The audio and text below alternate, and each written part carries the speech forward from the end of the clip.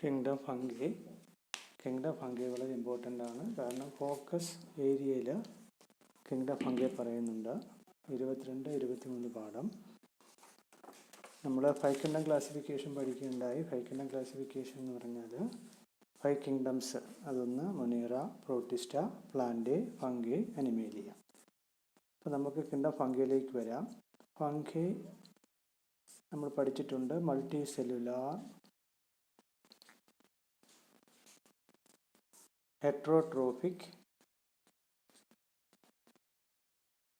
Eukaryotes.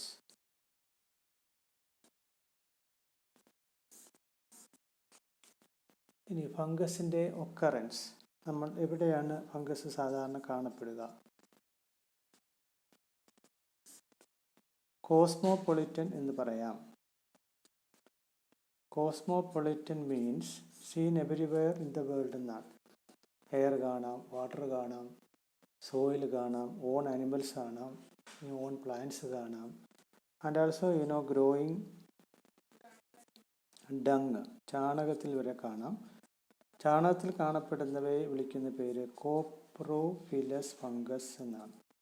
കോപ്രോഫിലസ്. അപ്പം എക്സാമ്പിളൊക്കെ നമ്മൾ പഠിക്കാം. മ്യൂക്കർ നമ്മളിനി പഠിക്കും. അതാണ് ഒക്കറൻസ്. ഇനി അതിൻ്റെ ബോഡി എന്താണ്? പ്ലാന്റിൻ്റെ ബോഡി, ഫംഗസിൻ്റെ ബോഡി എന്താണ്? ഫംഗസിൻ്റെ ബോഡി എന്ന് പറഞ്ഞാൽ നമുക്കറിയാം മോസ്റ്റ്ലി മൾട്ടി സെല്ലുലാറാണ്, നമ്മൾ പഠിച്ചിട്ടുണ്ട്. എന്നാൽ റയർലി യൂണിസെല്ലുലാർ ഫംഗസ് ഉണ്ട്. അത് വളരെ ഇമ്പോർട്ടൻ്റ് ആണ്. യൂണിസെല്ലുലാർ ഫംഗസിൻ്റെ പേരാണ് ഈസ്റ്റ്. നമ്മൾ ഇപ്പോഴും കേൾക്കുന്ന ഒരു പേരാണ് ഈസ്റ്റ്. റൊട്ടി നിർമ്മാണത്തിനൊക്കെ വളരെ അത്യന്താപേക്ഷിതമായ ഒരു ഫംഗസാണ്, അല്ലെങ്കിൽ ഏകകോശ ഫംഗസാണ് ഈസ്റ്റ്. ഇനി ഇതിൻ്റെ ബോഡി എന്താണ്? ഫംഗസിൻ്റെ ബോഡി നമ്മൾ നോക്കിയാൽ, ഫംഗസ് കാണപ്പെടുന്ന ഒരു ഭാഗം നമ്മൾ നോക്കുകയാണെങ്കിൽ അവിടെ ഇങ്ങനെ ചുരുണ്ടു കൂടി കിടക്കുന്ന ലോങ് ത്രെഡ് ലൈക്ക് സ്ട്രച്ചേഴ്സ് കാണപ്പെടാം. ഈ ലോങ് ത്രെഡ് ലൈക്ക് സ്ട്രച്ചേഴ്സിനെ വിളിക്കുന്ന പേരാണ് hyphae. Long thread like structures, അതിനെ പറയുന്ന പേരാണ് ഹൈഫേ. ലോങ് ത്രെഡ് ലൈക്ക് അല്ലെങ്കിൽ സ്ലെൻഡർ, കനം കുറഞ്ഞതും ത്രെഡ് നൂല് പോലെ കാണപ്പെടുന്ന ഹൈഫേ സ്ട്രച്ചേഴ്സ്. ഈ സ്ട്രച്ചേഴ്സിനെ വിളിക്കുന്ന പേരാണ് ഹൈഫേ.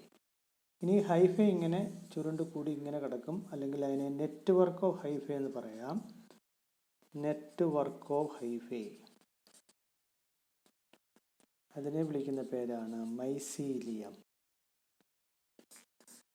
അപ്പോൾ ഫംഗസിൻ്റെ പ്ലാന്റ് ബോഡി എന്ന് പറഞ്ഞാൽ നമുക്ക് മൈസീലിയം എന്ന് പറയാം, അല്ലെങ്കിൽ ഹൈഫേ എന്ന് പറയാം. ഇനി ഈ ഹൈഫേ 2 തരത്തിലുണ്ടാകും. 2 ടൈപ്സ് ആണ്, 2 ടൈപ്പ്. ഏതാണെന്ന് നോക്കാം. ഒന്ന് സെൽ വാൾ ഉണ്ടാകും.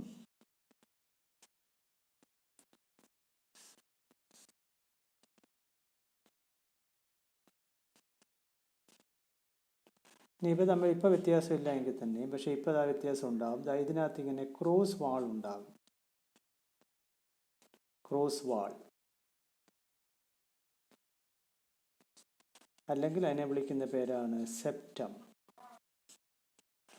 Cross wall or septum. അപ്പോൾ നമുക്ക് ഈ ഹൈഫേ വിളിക്കേണ്ട പേര് സെപ്റ്റേറ്റ് ഹൈഫേ എന്നും. എന്നാൽ ഇവിടെ ക്രോസ് വാൾ ഇല്ല, അതുകൊണ്ട് അതിനെ നോൺ സെപ്റ്റേറ്റ് ഹൈഫ എന്നും പറയാം.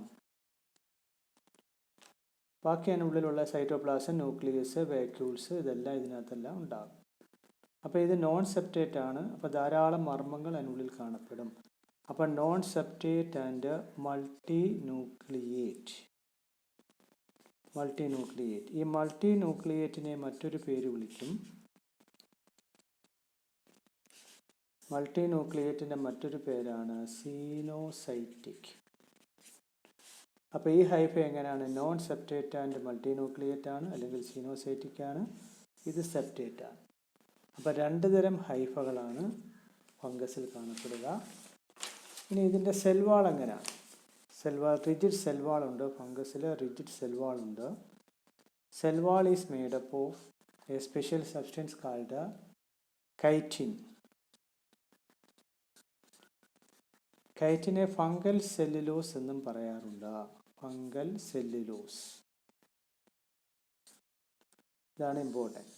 Fungal cellulose. സാധാരണ സെല്ലുലോസ് എന്ന് പറഞ്ഞാൽ നമുക്കറിയാം plant cell wall material cellulose ആണ്. ഇത് fungal cell wall material chitin. വളരെ ഇമ്പോർട്ടൻ്റ് ആണ്. പിന്നെ പോളിസാക്കറൈഡ്സും ഉണ്ടാകാം.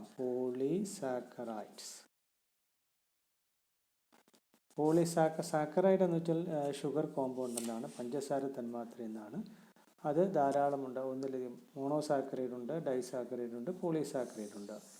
അപ്പോൾ പോളിസാക്കറൈഡിന് എക്സാമ്പിളാണ് സ്റ്റാർച്ച്, സെല്ലുലോസ് ഒക്കെ. അതൊക്കെ നമ്മൾ ഇനി ബയോമോളിക്യൂൾസ് എന്ന ക്ലാസ്സിൽ ഒന്നും കൂടെ ഡീറ്റെയിൽ ആയിട്ട് പഠിക്കും. അപ്പോൾ ഇത് വളരെ ഇമ്പോർട്ടൻ്റ് ആണ്. ഇപ്പോൾ സെൽ വാൾ. Next nutrition.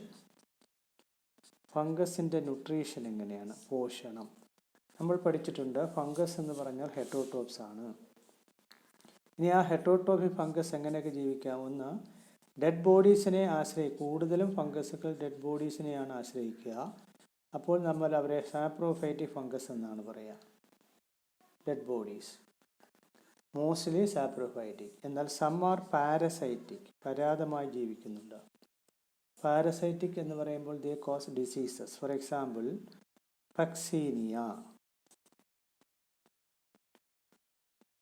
ഫക്സീനിയ എന്ന ഫംഗസ് ഒരു രോഗമുണ്ടാക്കും. ആ രോഗത്തിൻ്റെ പേരാണ് റസ്റ്റ് ഡിസീസ്. അതുകൊണ്ട് ഫക്സീനിയെ വിളിക്കുന്ന പേരാണ് റസ്റ്റ് ഫംഗി. ഈ റസ്റ്റ് ഡിസീസ് എവിടെയാണ് ഉണ്ടാക്കുന്നത്? വീറ്റ് പ്ലാന്റിലാണ്, ഗോതമ്പ് ചെടി. അപ്പോൾ അതാണ് some are parasitic and also some are symbionts. എന്താണ് ഈ സിംബയോൺസ് എന്ന് വെച്ചാൽ? അതാണ് സിംബയോട്ടിക് റിലേഷൻഷിപ്പ് എന്ന് പറയും. എന്താണ് symbiotic relationship? Mutually benefited association. Mutually benefited association.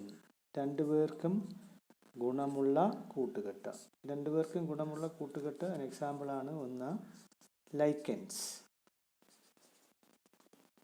നമ്മൾ ഡീറ്റെയിൽ ആയിട്ട് പഠിക്കുന്നുണ്ട്. ലൈക്കൻസ് എന്ന് പറയുമ്പോൾ ഏതുമായിട്ടുള്ള അസോസിയേഷനാണ്?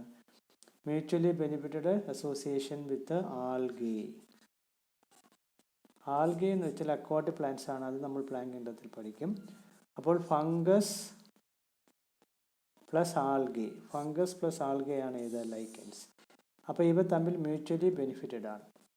ഇനി രണ്ടാമത്തെ എക്സാമ്പിളാണ് മൈക്കോറൈസ.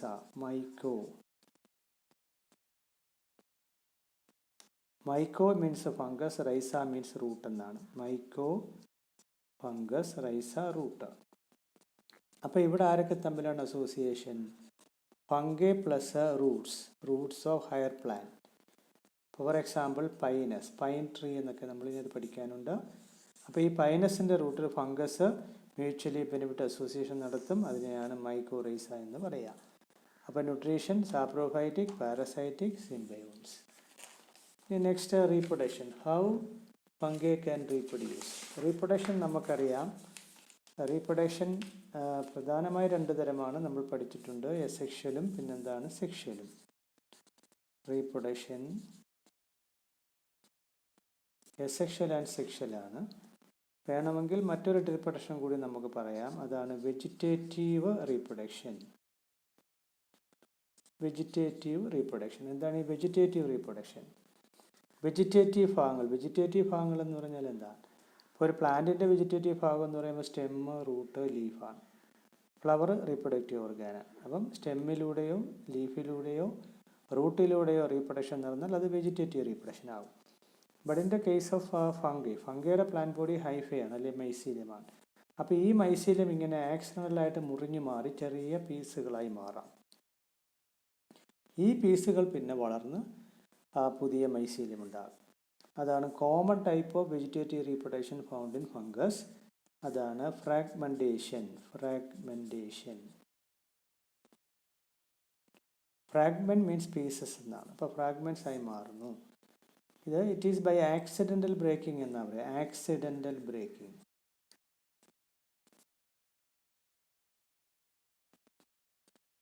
തനിയെ ഇത് മുറിഞ്ഞു മാറുന്നതല്ല, വിചാരിക്കാതെ. അത് മെക്കാനിക്കൽ ഷോപ്പ്, വെള്ളത്തിലാണെങ്കിൽ മെക്കാനിക്കൽ കറണ്ട് ആകാം, അല്ലെങ്കിൽ ഏതെങ്കിലും അവർ വിചാരിക്കാതെ സ്വയം മുറിഞ്ഞു മാറില്ല. അപ്പം നമ്മൾ തന്നെ ഒരു റിമൂവ് ചെയ്യുമ്പോഴത്തേക്ക് അങ്ങനെയുള്ള യാന്ത്രികമായ പ്രക്രിയയിലൂടെ ഫിലമെൻ്റ് മുറിഞ്ഞു പോവുകയോ അല്ലെങ്കിൽ ഹൈഫ മുറിഞ്ഞു പോയാൽ ആ പീസുകൾ പിന്നെ വളർന്നത് കോമൺ ടൈപ്പ് ഓഫ് റീപ്രൊഡക്ഷനാണ് ഫംഗസിൽ. ഇനി അടുത്ത വെജിറ്റേറ്റീവ് റീപ്രൊഡക്ഷനാണ് ഫിഷൻ. അപ്പം അതിന് എക്സാമ്പിളാണ് ഈസ്റ്റ്. ഈസ്റ്റ് യൂണിസെല്ലുലാറാണ്, അത് മുറിഞ്ഞു മാറാം, അതാണ് ഫിഷൻ. ഇനി അതേപോലെ ബഡ്ഡിങ് പറയാം, ബഡ്ഡിങ് മുകുളനം, അത് നമുക്ക് ഈസ്റ്റ് പറയാം. ഈസ്റ്റിനകത്ത് ഇങ്ങനെ മുകുളനം ഉണ്ടാകും. അപ്പോൾ അത് എക്സാമ്പിൾ ഈസ്റ്റ് തന്നെയാണ്. Vegetative reproduction, fragmentation, fission, budding. Okay, next one asexual reproduction. Asexual, how fungi can reproduce asexually. Asexual reproduction by means of certain spores. ഏതൊക്കെ സ്പോർട്സ് ആണ്? ഒന്ന്, സ്പൊറാഞ്ചിയത്തിൽ രൂപം കൊള്ളുന്ന സ്പോറുണ്ട്, അതിനെ വിളിക്കുന്ന പേരാണ് സ്പൊറാഞ്ചിയോസ്പോർട്സ്. അപ്പോൾ ഇത് ഹൈഫയാണെങ്കിൽ ഹൈഫയുടെ ടിപ്പ് അങ്ങ് സൊളനാവും due to the accumulation of cytoplasm. അങ്ങനെ അതിനകത്ത് ചില സെല്ലുകൾ രൂപം കൊള്ളും. അപ്പോൾ ഈ സെല്ലിനെയാണ് സ്പൊറാഞ്ചിയോസ്പോർട്സ് എന്ന് പറയുക. ഈ സാക്കിനെ വിളിക്കുന്ന പേരാണ് സ്പൊറാഞ്ചിയം. അപ്പോൾ സ്പൊറാഞ്ചിയത്തിനുള്ളിൽ ഉണ്ടാകുന്നതുകൊണ്ട് ഇതിനെ സ്പൊറാഞ്ചിയോസ്പോർ എന്ന് പറയാം. അപ്പോൾ എൻഡോജീനസ്. എന്നാൽ നെക്സ്റ്റ് ആണെങ്കിൽ ഇതേപോലെ തന്നെ ഹൈഫയാണ്. ഇപ്പോൾ ഹൈഫയിലെ സെല്ലുകളാണ്. ഈ ഓരോ സെല്ലുകൾ ഇങ്ങനെ ഓരോ സ്പോറുകളായി മാറാം. ഇത് എക്സോജീനസ് ആണ്. അത്തരം എസെക്ഷൽ സ്പോറിനെ വിളിക്കുന്ന പേരാണ് കൊണീഡിയ, സിംഗുലർ കൊണീഡിയം. ഇപ്പോൾ second by means of conidia. ഇനി തേർഡ് വൺ ഉണ്ട്. അപ്പോൾ ഈ രണ്ട് സ്പോറും നോൺ മൊട്ടൈൽ എന്ന് പറയാം, നോൺ മൂവബിൾ ആണ്. ഇനി മൂവബിൾ സ്പോർട്സ് ഉണ്ടാകാം. അപ്പോൾ മൂവബിൾ സ്പോർട്സ് എന്ന് പറയുമ്പോൾ അതിനകത്ത് ചലനാവയവം അല്ലെങ്കിൽ ഓർഗാൻ ഫോർ മൂവ്മെൻറ്റ് നമ്മൾ കഴിഞ്ഞ ക്ലാസ്സിൽ പഠിച്ചു, അതാണ് ഫ്ലജല്ല അല്ലെങ്കിൽ സിലിയ. അങ്ങനെ മൂവബിൾ സ്പോറിനെ വിളിക്കുന്ന പേരാണ് zoospores. Asexual reproduction by means of sporangiospores, conidia, then zoospores. Okay, ഇനി അടുത്തത് സെക്ഷൽ റീപ്രൊഡക്ഷനാണ്. സെക്ഷൽ റീപ്രൊഡക്ഷൻ എന്ന് പറയുമ്പോൾ നമ്മൾ കേട്ടിട്ടുണ്ട്, അതിനകത്ത് എന്താ ഉൾപ്പെടുക? Sexual reproduction takes place by means of gametes. Sexual reproduction by means of gametes. അപ്പോൾ ആ ഗാമീറ്റ്സ് എങ്ങനെയാണ് ഉണ്ടാവുക? Sexual reproduction by means of gametes. Sexual റീപ്രൊഡക്ഷനിലൂടെ സ്പോറുകളാണ് ഉണ്ടാകുന്നത്. നോർമലി സ്പോറുകൾ ഉണ്ടാവില്ല, പക്ഷേ in the case of fungus sexual റീപ്രൊഡക്ഷനിലൂടെ സ്പോറുകൾ ഉണ്ടാകും. 3 തരം സ്പോറാണ്. ഒന്ന് ഊസ്പോർ, 2 ആസ്കോസ്പോർ, 3 ബെസിഡിയോസ്പോർ.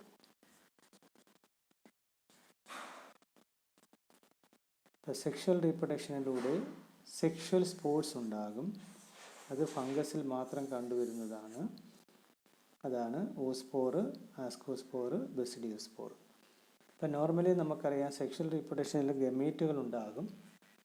പക്ഷേ ഇവിടെ ഗമീറ്റുകൾക്ക് പകരം, ഗമീറ്റുകൾ ഉണ്ടാകാം, മിക്കവാറും ഫംഗസുകൾ ഗമീറ്റുകൾക്ക് പകരം 2 ഹൈഫയെ അടുത്ത് വന്നിട്ട് ആ 2 ഹൈഫയുടെ അടുത്ത് വരുന്ന സെല്ലുകൾ ഗമീറ്റുകളായിട്ട്, ഇപ്പോൾ ഇതൊരു ഗമീറ്റ്, ഇതൊരു ഗമീറ്റ്, അങ്ങനെ ആക്ട് ചെയ്യുന്നുണ്ട്. അങ്ങനെ അതിൽ നിന്നും സ്പോറുകൾ രൂപം കൊള്ളും. ഇനി ഇതിന് സെക്ഷൽ റീപ്രൊഡക്ഷനകത്ത് ചില സെക്ഷൽ സൈക്കിൾ രൂപം കൊള്ളുന്നുണ്ട്. In the case of fungus sexual reproduction involve sexual cycle. Sexual സൈക്കിളിനകത്ത് 3 സ്റ്റെപ്സ് ആണ്, 3 സ്റ്റെപ്സ്. ഒന്ന്, നേരത്തെ പറഞ്ഞു, 2 ഹൈഫകൾ അടുത്ത് വരികന്നു. 2 ഹൈഫകൾ അടുത്ത് വന്നു കഴിഞ്ഞാൽ ഇതിനകത്തുള്ള ഫേസിങ് 2 സെൽസ്, ഈ 2 സെല്ലുകൾ 2 ഗാമീറ്റായിട്ട് പ്രവർത്തിക്കുന്നു. ഈ 2 സെല്ലുകൾ ഫ്യൂസ് ചെയ്യുന്നു.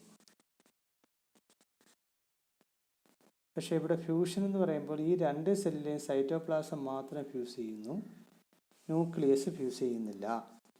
അതാണ് first step, that is plasmogamy. That is fusion of cytoplasm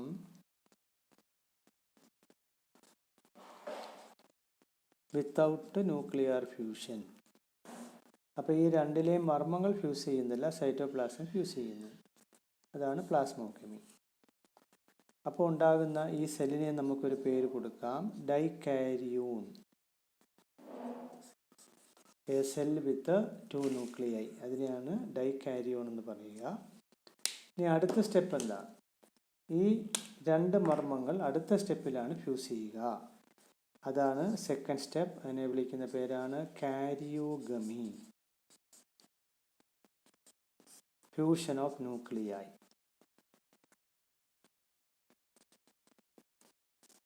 അപ്പോൾ ഇത് ഫ്യൂസ് ചെയ്ത് ഒറ്റ മർമ്മമുണ്ടാകും.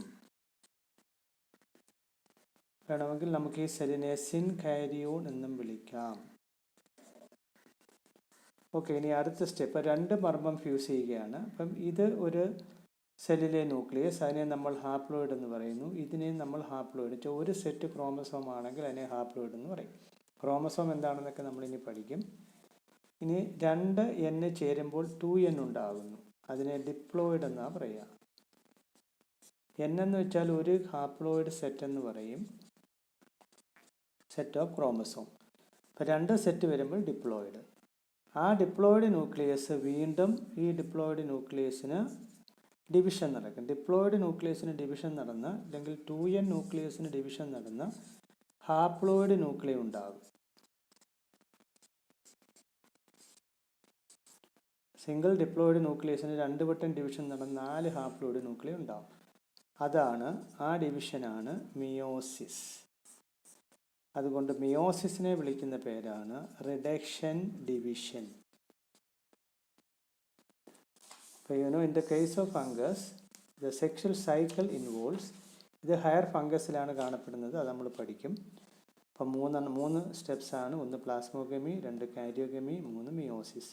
Fusion of cytoplasm, fusion of nuclei, reduction division. ഇനി ഫംഗസിൻ്റെ യൂസുകൾ എന്തൊക്കെയാണ്? ഇനി what are the uses of fungus? കൂടുതലും ഫംഗസുകൾ രോഗങ്ങളൊക്കെ ഉണ്ടാക്കുന്നുവെങ്കിൽ തന്നെയും ചില ഫംഗസ് കൊണ്ട് നമുക്ക് ഗുണങ്ങളുണ്ട്. ഫോർ എക്സാമ്പിൾ, നമ്മൾ നേരത്തെ പറഞ്ഞതാണ് യൂസസ്. ഒന്ന്, ഈസ്റ്റ്. ഈസ്റ്റിൻ്റെ ഗുണങ്ങൾ എന്താണ്? Used for make bread and beer, alcohol. ഇപ്പം ബിവറേജസ് എന്നൊക്കെ പറയുമ്പോൾ ഈസ്റ്റിൻ്റെ ഫെർമെൻറ്റേഷൻ റിയാക്ഷൻ, ഷുഗർ സൊല്യൂഷനെ അത് പുളിപ്പിക്കുമെന്ന് പറയും. നമ്മളിപ്പം റൊട്ടി നിർമ്മാണം അല്ലെങ്കിൽ ബേക്കറിയിലുള്ള എല്ലാ റൊട്ടികളും ഉണ്ടാകാൻ കാരണം ഈസ്റ്റാണ്. ഈസ്റ്റിനെ കുറിച്ചൊക്കെ നിങ്ങൾ അമ്മയുടെ അടുത്തൊക്കെ ചോദിച്ചാൽ അമ്മ കറക്റ്റായിട്ട് പറഞ്ഞു തരും. നമ്മൾ ഇപ്പം ഇഡലി മാവും ഇത് വീട്ടിലുണ്ടാക്കുന്ന ദോശ, അപ്പം അതൊക്കെ തലേന്നൊക്കെ നമ്മൾ ശരിയാക്കി വെക്കുമ്പോൾ അതിനകത്ത് പ്രവർത്തിക്കുന്നത് ഈസ്റ്റാണ്. അപ്പോൾ ഈസ്റ്റിന് വലിയ ഇമ്പോർട്ടൻസ് ആണ്. അത് ബ്രെഡ്, ബിയർ, അതല്ലെങ്കിൽ മറ്റ് ലഹരി പദാർത്ഥങ്ങളൊക്കെ ഉണ്ടാക്കാൻ അത് സഹായിക്കും. അത് ഫെർമെൻറ്റേഷൻ, അതൊന്നും നമ്മൾ ഡീറ്റെയിൽ ആയിട്ട് പഠിക്കും. ഇനി മറ്റൊരു ഫംഗസ് ഉണ്ട്, അതാണ് പെനിസീലിയം. പെനിസീലിയത്തിൽ നിന്നാണ് ആദ്യത്തെ ആൻറ്റിബയോട്ടിക്കായ പെനിസിലിൻ. എന്താണ് ആൻറ്റിബയോട്ടിക്? പെനിസിലിൻ എന്ന് വെച്ചാൽ, ആൻറ്റിബയോട്ടിക് മീൻസ് മൈക്രോ ഓർഗാനിസംസ് ഉണ്ടാക്കുന്നതും മറ്റ് മൈക്രോ ഓർഗാനിസത്തെ നശിപ്പിക്കുന്നതുമായ രാസപദാർത്ഥങ്ങൾ അല്ലെങ്കിൽ കെമിക്കൽസിനെയാണ് നമ്മൾ ആൻറ്റിബയോട്ടിക് എന്ന് പറയുക. അതിൽ ആദ്യത്തെ ആൻറ്റിബയോട്ടിക് പെനിസിലിൻ എടുത്ത ഫംഗസ് ഏത് ഫംഗസിൽ നിന്നാണ്? പെനിസിലിയത്തിൽ നിന്നാണ്. അപ്പോൾ ഇത്രയും നമ്മൾ ഫംഗസിൻ്റെ ഒരു ഇൻട്രൊഡക്ഷൻ പറഞ്ഞു കഴിഞ്ഞു. Kingdom fungi. ഇനി അതിന് 4 ഗ്രൂപ്പ്സ് ആണുള്ളത്: ഫൈക്കോമൈസിസ്, ആസ്കോമൈസിസ്, ബെസിഡിയോമൈസിസ്, ഡിട്രോമൈസിസ്. അത് നമ്മൾ അടുത്ത ക്ലാസ്സിൽ പറയുന്നതായിരിക്കും.